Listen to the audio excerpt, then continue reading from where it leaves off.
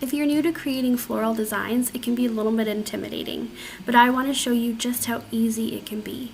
Here's my easiest floral tutorial.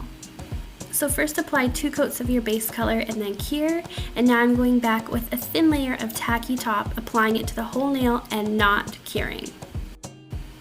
Now I'm taking my white art gel and my gel brush, and I'm creating these very loose, quick petal shapes. I'm starting from the top of the petal and pulling down towards where the center of the flower would be.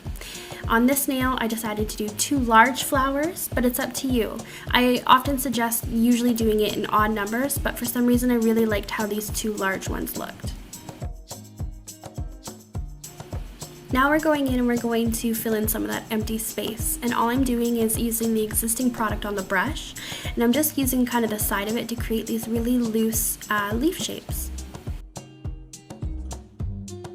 Once you're happy, go ahead and cure the nail in your ugly duckling lamp for 45 seconds.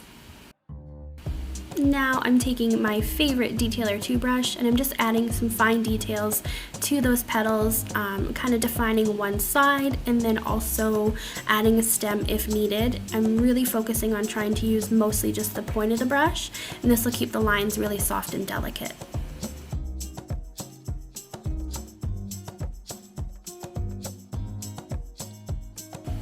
So now we're applying some caviar beads, and to do that I've applied some no wipe top coat to the center of the flowers, and I haven't cured it. And then I've mixed some caviar beads with some Stick It, and I'm applying those to the center of the flowers and then kind of scattering some outwards, and then you're gonna cure. Now it's time to make it all matte with Ugly Duckling's award-winning matte top coat, of course.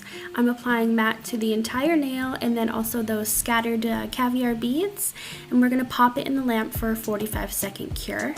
And once it's all cured and we've got it out of the lamp, we're going to go into our next step, which is using some gel cleanse, removing that inhibition layer, making sure we rub those caviar beads as well to get rid of the inhibition layer from the Stick It, and your nail is complete.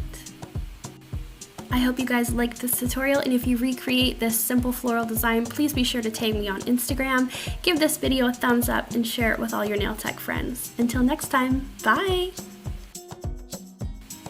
Hey, let's be social. Find me on Instagram at Natasha Harton.